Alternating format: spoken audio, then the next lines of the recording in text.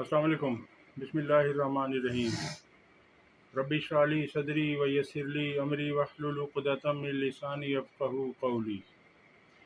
Justice Yahya Afridi नए chief justice of Pakistan की तकरीब हल्फ बर्दारी अभी अभी हुई है और इसमें जस्टिस अतहर मिनल्ला समेत साथी जजेस की भरपूर शिरकत।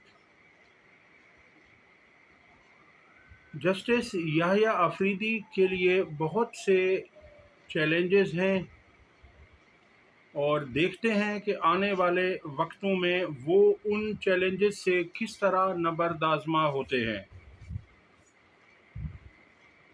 तकरीब हल्फ बर्दारी में मरियम नवाज़ भी शामिल हुईं और वज़ीर आला बलूचिस्तान भी मौजूद थे। अलीमा खान साहिबा ने कहा है, जो कल ही रिहा हुई हैं, उनका कहना था कि पीटीआई के 400 कारकुनान जेहलम जेल में बंद हैं। हमें भी कैद तन्हाई में रखा गया। ये जुल्म है, ये रियासती दहशतगर्दी है।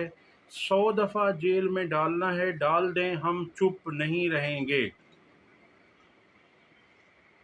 इसके बाद नजम सेठी ने लबकुशाई करते हुए कहा है कि काजी फायज को तवक्को थी कि वो अगले 3 साल तक बराजमान रहेंगे, मगर ऐसा नहीं हुआ।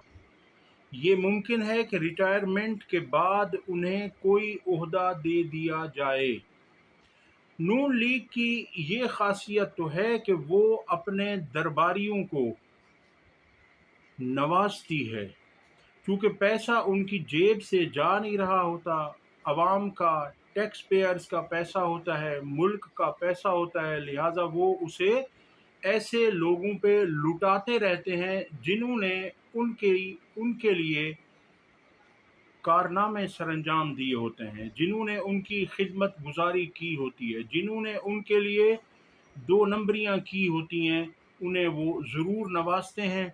सबसे अच्छा तरीका तो ये है कि नवाज शरीफ अपनी किसी मिल में इनको सीईओ लगा दें, वहाँ भी इनकी अच्छी सैलरी होगी। वो ऐसा नहीं करते, वो बड़े समझदार हैं, कारोबारी हैं।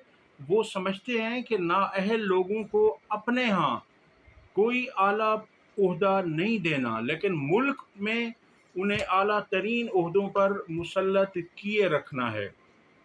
और दूसरी बात जो नजम सेठी ने की कि उन्हें तवक्को थी कि वो अगले 3 साल तक चीफ जस्टिस रहेंगे या उन्हें आईनी अदालत का सरबराह बना दिया जाएगा, तो जाहिर सी बात है ये उन्हें तवक्को थी। तवक्को से बढ़कर उन्हें यकीन था, क्योंकि उन्होंने जितनी खिदमत इस हुकूमत और नून लीग की है, तो उनको यकीन होना चाहिए था। आपको पिछली वीडियोस में बता चुका हूं मैं कि काजी फायज ईसा ने नून लीग और हुकूमत के लिए बहुत बड़ी सहूलतकारी की है। उन्हें तहरीक इंसाफ की जीती हुई सीटों को रीकाउंटिंग के नाम पर उनके हवाले किया गया, उनके लोगों को जितवाया गया और फॉर्म 47 के ज़रिए उन्हें जितवाया गया। फॉर्म 45 को रद्द कर दिया गया, 47 उन्हें दिया गया।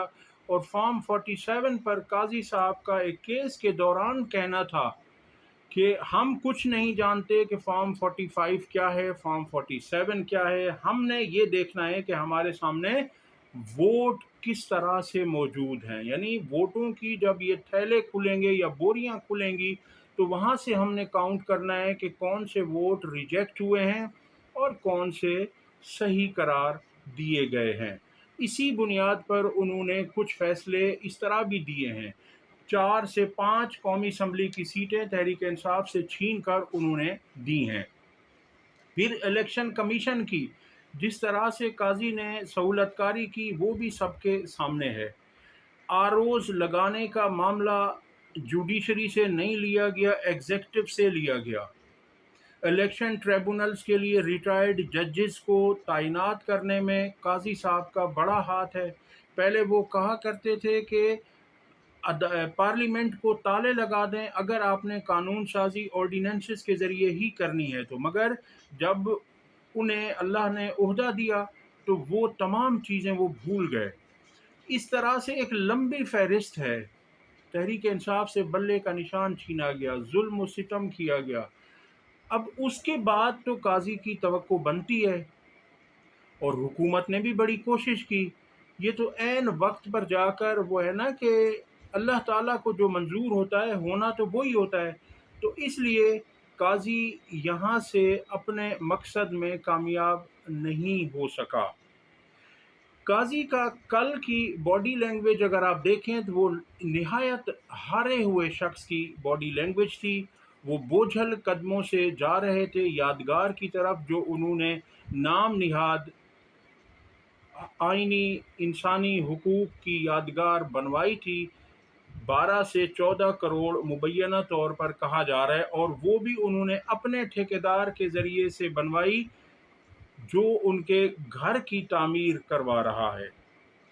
ایک طرف تو بڑے بھاشن دیے گئے قاضی کی طرف سے کہ جی میں 20 لاکھ روپے کھانے پر عشائیے پر خرچ کرنا نہیں چاہتا، بڑی انہوں نے بچت کا درس دیا، کفایت شعاری کا درس دیا، مگر دوسری طرف 12 سے 14 کروڑ روپے ان چند قبروں پر انہوں نے لگا دیے، اور وہ بھی بغیر ٹینڈر کے اپنے ہی بندے کو نوازا گیا۔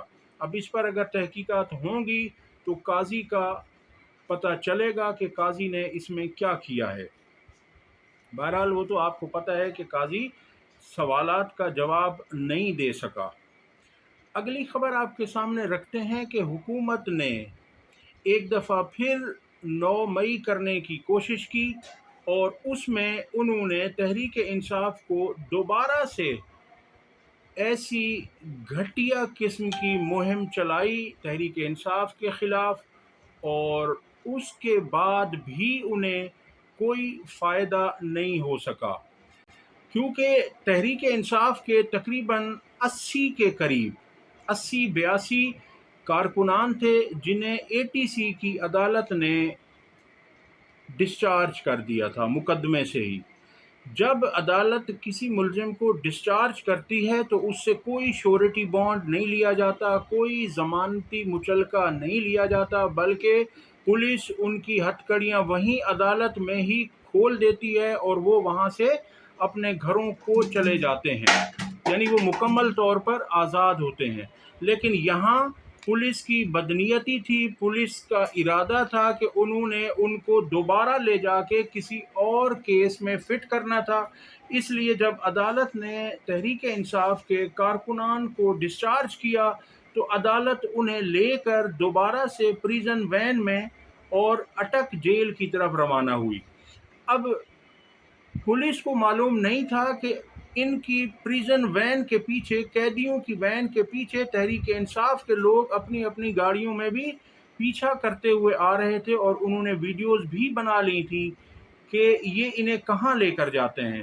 انہیں سنجانی کے مقام پر لا کر ان سے کہا گیا کہ آپ لوگ اترو اور سب یہاں سے بھاگ جاؤ، کیونکہ ان کا پلان تو انہیں ہی پتہ تھا۔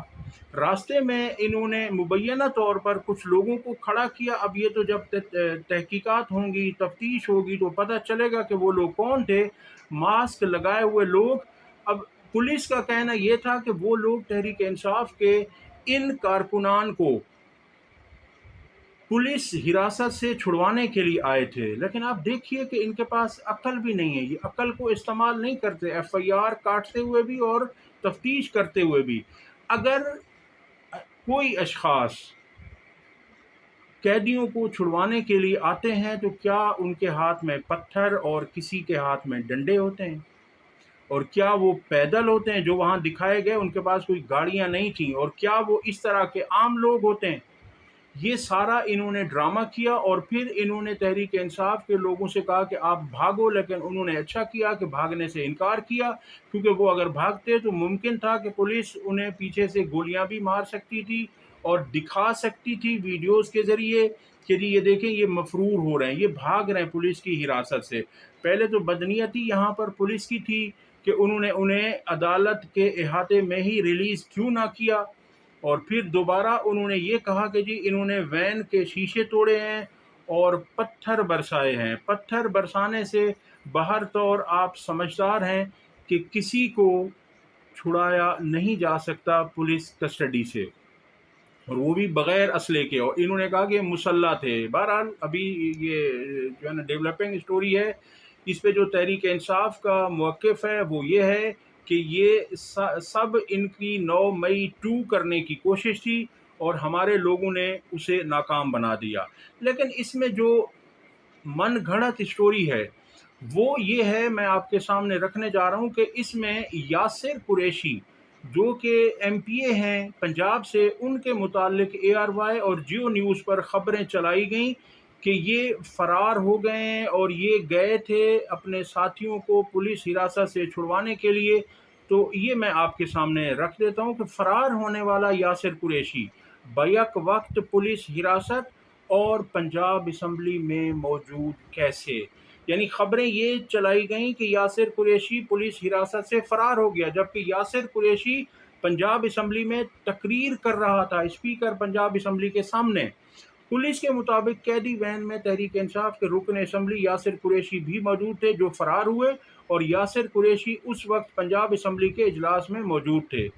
جیو نیوز کی خبر پر رد عمل دیتے ہوئے یاسر قریشی نے کہا کہ میں اس وقت ایوان میں موجود ہوں، پروڈکشن آرڈر پر یہاں آیا ہوں اور میرے پیچھے خبر چل رہی ہے کہ میں پولیس کی کسٹڈی سے فرار ہو گیا. یاسر قریشی کے کہنے پر ایوان میں شیم شیم کے نعرے لگائے گئے. یہ سنیے وہ کیا کہہ رہے ہیں یاسر قریشی خود. سر کوئی ایشو نہیں، اگر وہ کھڑے ہوئے ہیں تو میں پورا موقع دوں گا.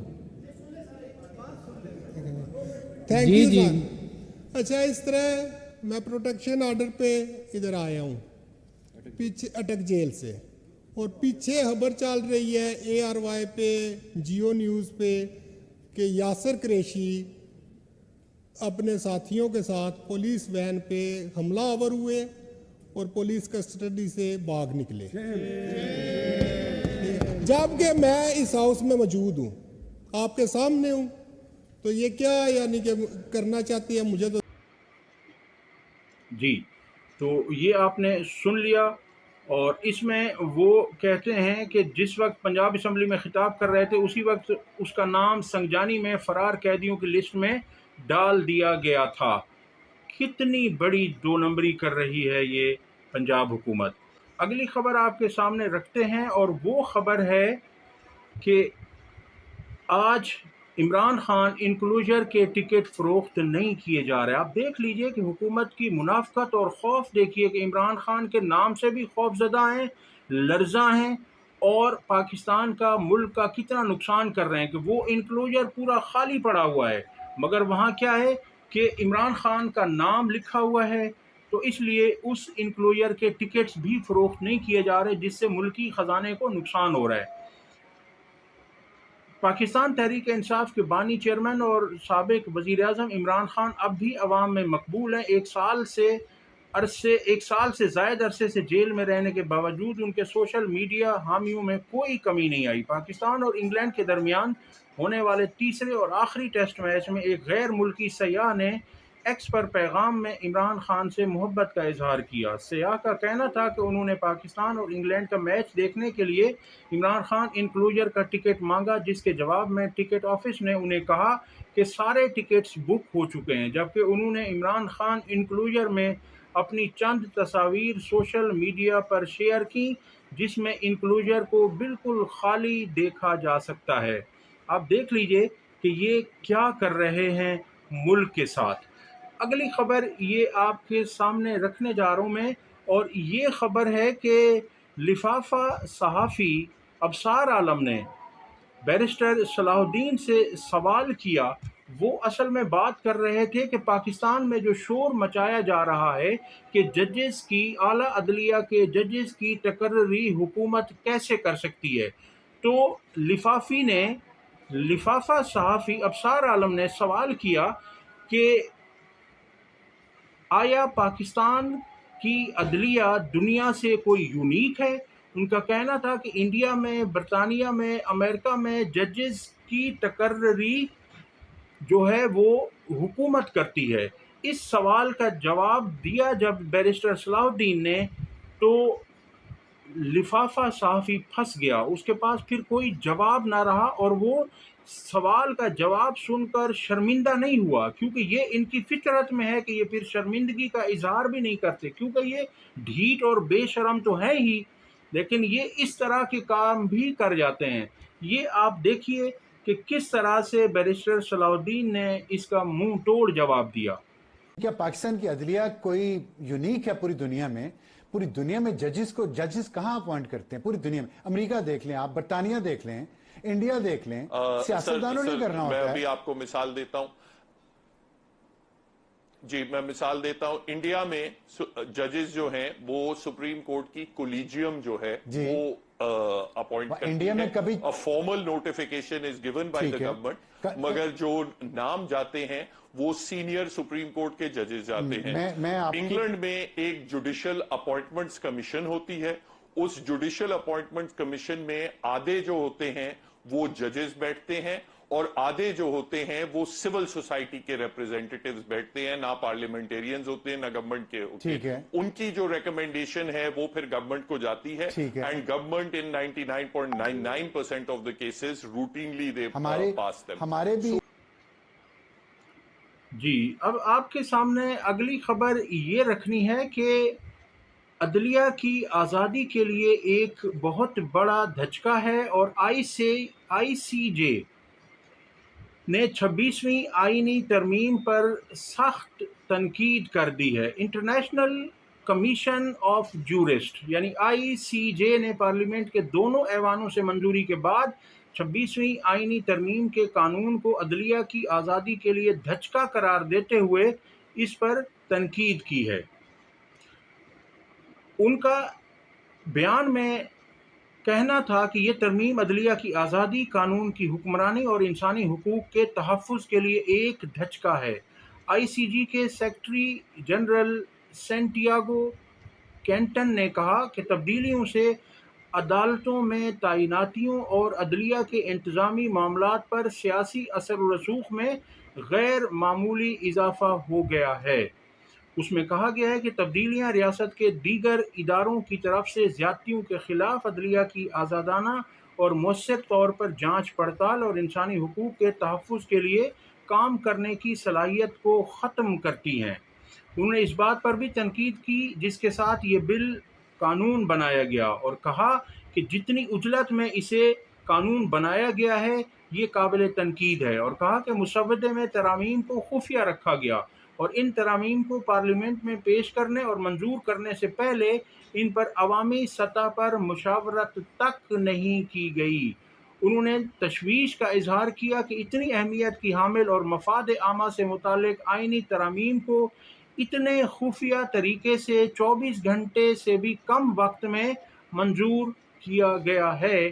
تو اب ان کو دیکھنا پڑے گا کہ پوری دنیا سے اس کی مخالفت کی جا رہی ہے، مگر یہ ڈھیٹ ہیں، انہوں نے جو کرنا ہے وہ کر کے چھوڑتے ہیں. اور اب تو شنید یہ بھی ہے کہ یہ 27ویں آئینی ترمیم بھی کرنے کو تیار ہیں، جو اس 26ویں ترمیم سے زیادہ مہلک اور خطرناک ہوگی. جو ڈیولپمنٹس ہوں گی وہ آپ کے سامنے رکھیں گے. اب تک کے لیے اتنا ہی. ویڈیو پسند آئی ہو تو لائک اور شیئر کریں اور چینل کو سبسکرائب کریں. اللہ حافظ.